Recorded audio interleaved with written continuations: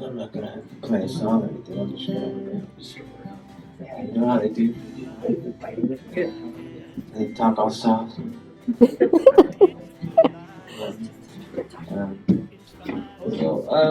I met my dad when I was born. I've known him ever since. There's what I remember from until I was 10. From when I was born until I was 10. Probably I kind of forgot the first few years. I don't know. I started remembering at like 6 years old. So I'd say for 4 years, before my parents got divorced. From what I remember, he always would answer my questions. I asked like tons of questions constantly. Like I just remember like why is this way? And he would just take the time and explain exactly how things worked. And I told this to him when I told this to him like recently. He doesn't remember. He doesn't remember doing any of that. But like I told him, yeah, no, it's true. Yeah, that's what I remember about you. Like I learned so many things from just you would just explain things. And I would say, and then why? And why is that? And then why? Then why is that? And then why?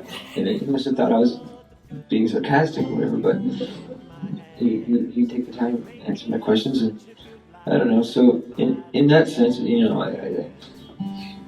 way, he was kind of my superhero. That's what when I was a kid, I looked up to him a lot for just every little thing.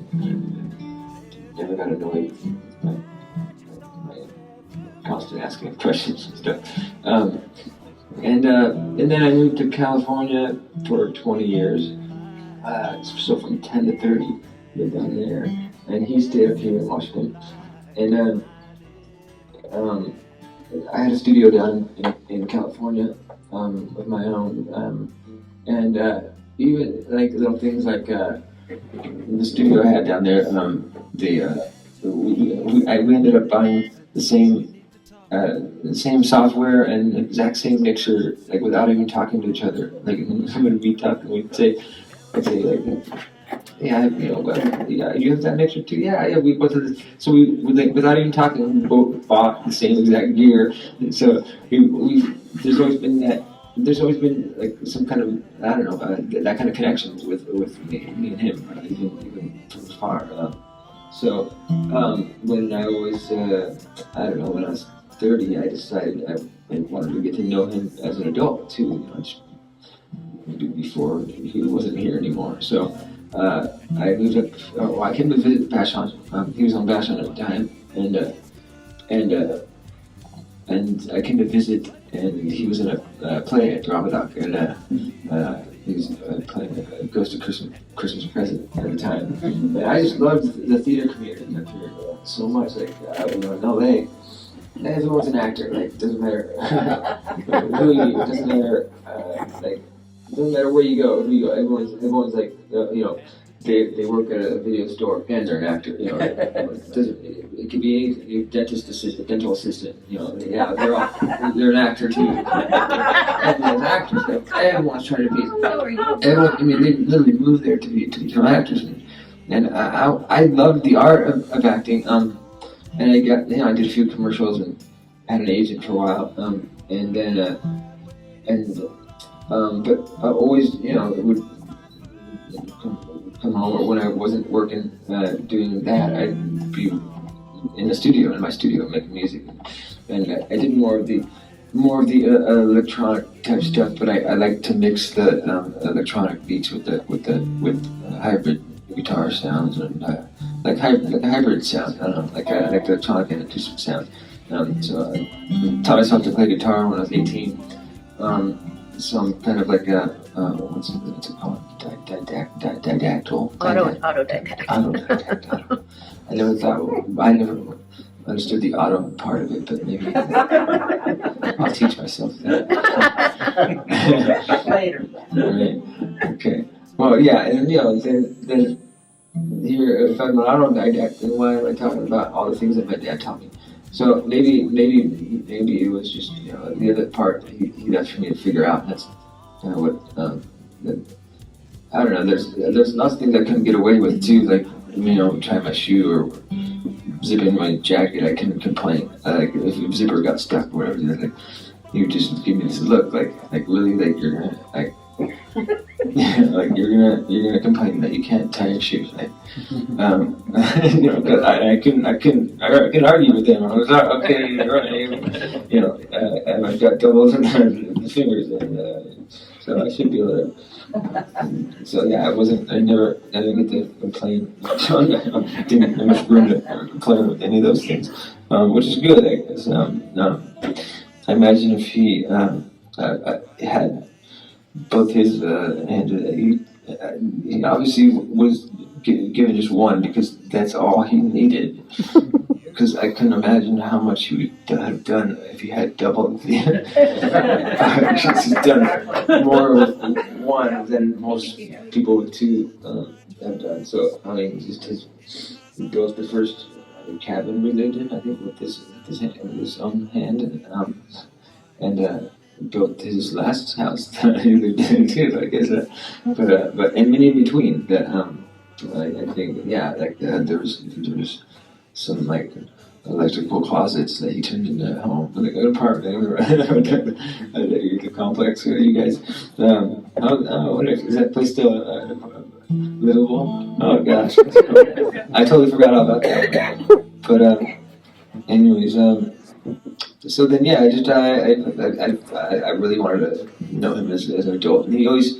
I enjoyed that he always treated me like an adult, and didn't let me get. We split the rent, we split the utilities. Didn't let me slide on anything, and that's good. I liked that about him, because I don't know. I think mothers have a harder time letting me do that. So it's harder. It's harder to like. I don't know,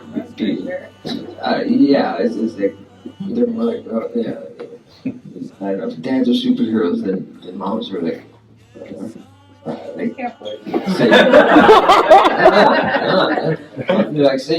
moms are more like saviors, or like dads, if moms were home base, they're like home base.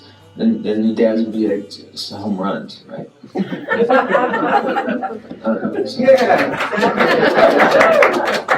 So,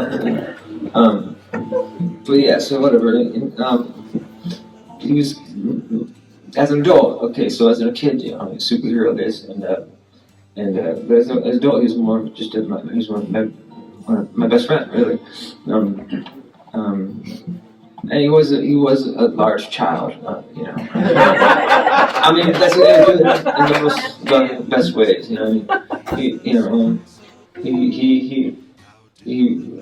really. I think that's what was so infectious about him and joyous about being around him. He never took himself too seriously or. Anything really too seriously. I mean, he actually would take very small things seriously, and that's where I get the thing that from. I get that from. I can't stand small things like wires or like ants. I just get so oh my gosh! I will just curse the storms. Because and he used to do the same thing with the salt. Wasn't like exactly where he left it. That's it.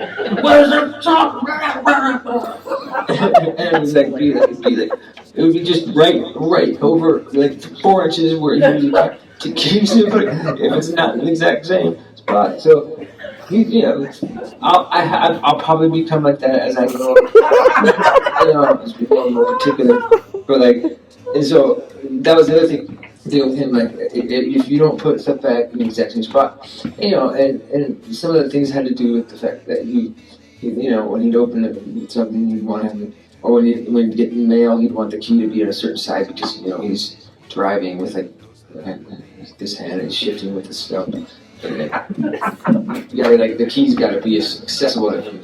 So you think about those. But I used to have to take pictures. Like when I first moved there, I literally take a picture of where things were before I touched anything. And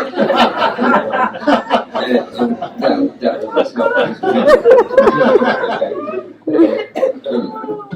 and so then I got used to that, and then any friend I'd had over, and they all think I was OCD. I'm like, no, I'm not OCD. I'm just, my dad is. Whatever.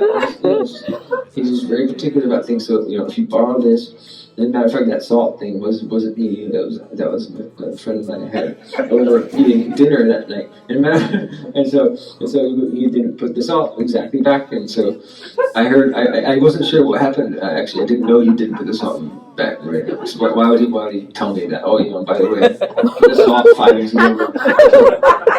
So like for a couple of nights, like I was in my room and I'd hear him yell at salt and that salt. Like why is he getting so mad about salt? And so then I realized that it wasn't. It was on the other side of the kid. It was just on the other counter behind him, like where he'd be facing the pepper. And instead of it being next to the pepper, it was right behind him, like literally for the whole time. And so I saw it there when I was making coffee one morning. I'm like, oh, here's the salt. Like, is this what he's looking for? And so we lived. I think that's when we lived in the main house together. And so even then we would text him like, oh, by the way, like the salt is next to the coffee maker. It's been there the whole time.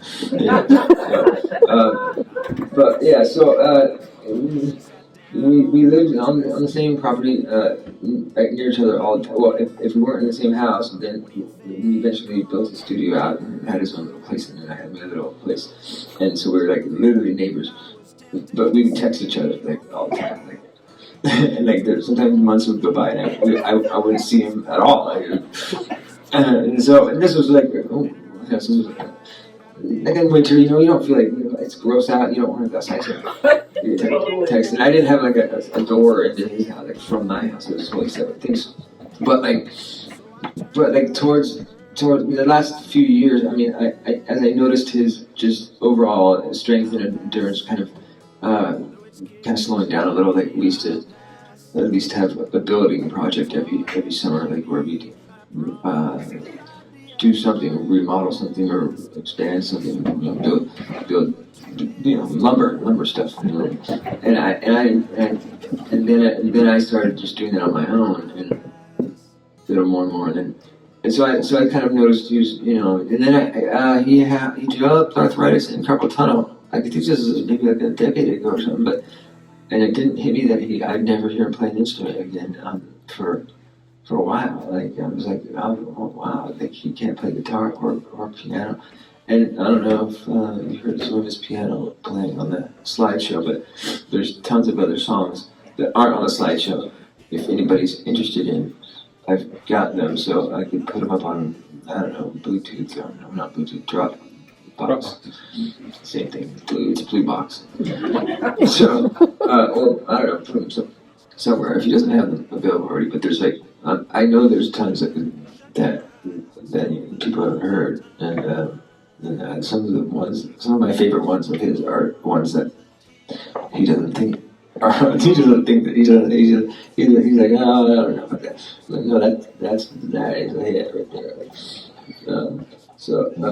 Actually, we were this summer we were gonna we planned to re-record like three. We're gonna take 3 of his songs that we agreed on.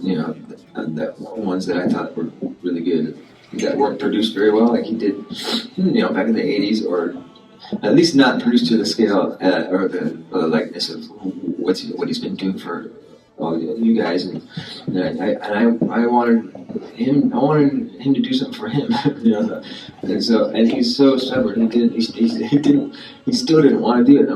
I'm like, he didn't want to do it. Even after I offered, I paid for the musicians and stuff, and then I had to convince him that it was for me. This is something I want to do. Like please, I was like, and so then he finally agreed. Like, okay, we'll do it. We'll do that. But it was like pulling teeth trying to get him to just do something for himself. Do something for himself, but we didn't have time to do that. So I guess I'll just do it myself, which is great. I mean, I will. I mean, this is a renewed kind of like a drive for me to honor his life after his lived now. Even more so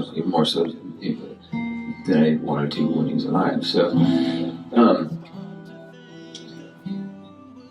So yeah, I'm just I can't be more thankful for having a father like Jeff and a mother like my mom. She's here, obviously.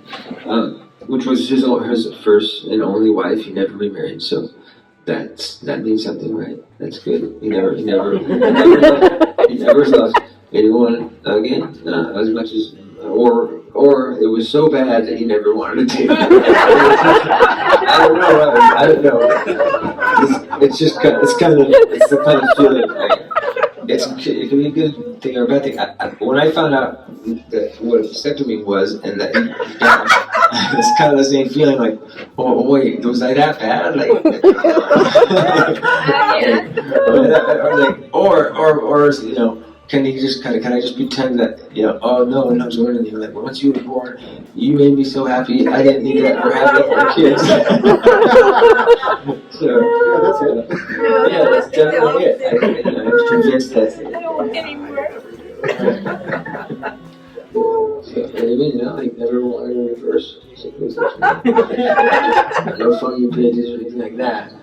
Or, and so,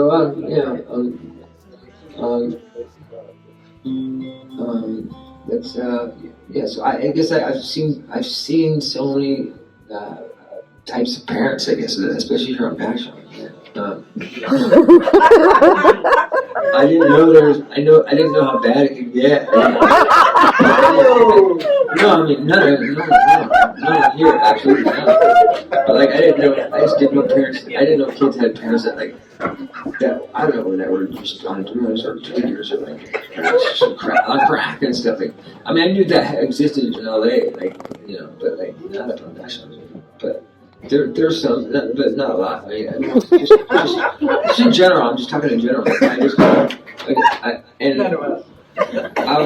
glad that I had the parents like Jeff and my mom. I've been really close to both of them, and actually perfectly evenly, because I was down in California for 20 years, and then I came up here in 2005, and so I was here for him for 20 years, and so now I'm lost. In new beginnings, whether it's here or somewhere else, I'm not sure yet, but one door closes, one door opens, so that's all I've got to say. That's all that needs to be said, unless you guys don't want to hear about the last moments, do you? I can tell you one, since no one got this visit really in the hospital, or how the whole thing came about. It was so fast, and when I was 100% sure that he was just going to the hospital and he was going to come back out in a couple of days, and that's it. There was no, didn't even cross my mind. He developed, I guess, a growth on his tongue, on the back of his tongue, and I know a lot of you didn't hear the end, last tail end of this part, because he couldn't talk anymore, especially for the last month or so. So he couldn't call you guys and tell you, hey, this is what's happening. Maybe he could text and stuff or whatever. But I was taking him to his appointments, his biopsies and scans and stuff like that. And they didn't get enough tissue the first biopsy, so they took a second one, and by that time he was it's been maybe up to a month, maybe 3 weeks by now, have gone by, and so we didn't get an actual diagnosis until a Friday night at 6:30 p.m. and the next morning I had to call an ambulance because he couldn't walk anymore. He was so weak because he lost so much weight and so much strength from not being able to eat solids and stuff for while waiting for these test results and appointments and stuff. It's so it's kind of makes me a bit angry at the process. They knew it was cancer. So we got it checked out here on National at the clinic, and the nurse on site, whatever, took one look at it. She's like, "Oh, whoa!" Stepped back and then sent him to Swedish Cancer Center. Well, he didn't tell me about it until he needed a ride to the Swedish Center, and I didn't even know it was a cancer center till we got there. So I'm like, "Oh, so we're dealing with cancer." Okay, he thought it was, he told me it was an infection or something from a tooth that started growing, and I don't know. It could have been a month or two. It could have been growing for a month or two before he even went and got it looked at. I don't know. Sometimes he puts things off a little. Sometimes, we all do, right? And I do that. That's just doctors that I'm 50 now, so it's time to get that colon there. Ready for that? 68. Anyways, so then, it's just that it was really weird. So then, and he couldn't even answer the call, his phone, when the doctors would be like, "Okay, well, we'll call you with the results, we'll call you with your next appointment time." He couldn't answer the phone. He couldn't talk. They knew this, and that's why I was like, "Why are you calling him?" Anyway, they knew a message. So I had to I was his secretary also, just at the end. It was but I'd call back the doctors for him when he was in the room, and they'd have to confirm that he's in the room, but they couldn't talk to confirm he was in the room. He literally, it was him losing his talking. It was kind of slow. He was able to pronounce words and still work. And for a while there, he just had to. He was washing his mouth with mouthwash, thinking it was an infection, and then slowly would start slurring words. And I'm like, why is he slurring his words? But then was only able to, maybe over a week or two period, he wasn't able to talk anymore. And meanwhile he wasn't able to eat solids at all. So I was feeding him these protein shakes, these core power. Oh, that's great. It's 84% daily value protein, core power. But they're $7 each. That's crazy. $7 each. Yeah, but if you order on Amazon, they'll cheap. What about the birthday?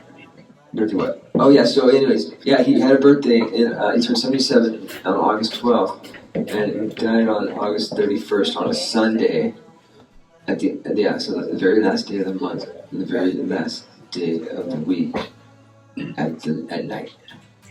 9:46. 9:46, thank you. And so it was just end of week, end of month, end of father. So that was and he just turns 77. And I don't want to go off on the whole double L tangent, but you know about that, the whole double L thing. But the 77 upside down, turn around. It's double L. But so he ended on a good day at the end of August, and at the end of right after he turned 77. So he lives a good 77 years. Very productive 77 years. What? Didn't you guys have milkshakes on it first? Oh, well, yeah. I mean, we would usually, on his birthdays or Father's Day, I'd usually take him out. Yeah. To dinner or blah, blah, blah, somewhere, but then. I always try to get him to go out. Yeah, so then he'd either take a rain check or I'd go to Perry's because he loves malts. So we'd go to Perry's I'd go to Perry's and I'd bring him food and we'd have malts and burgers, but this time it was just malts. Bad boy? Start playing the music. Start playing Exodus music. Just C, A minor, F, G. A minor. In front of a milkshake for his birthday and they had milkshakes. Birthday's on Tuesday, kind of.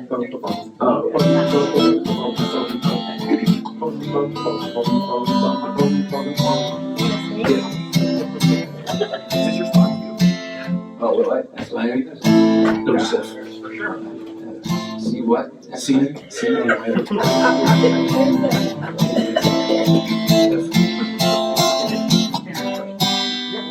That's it? That's it. There you go.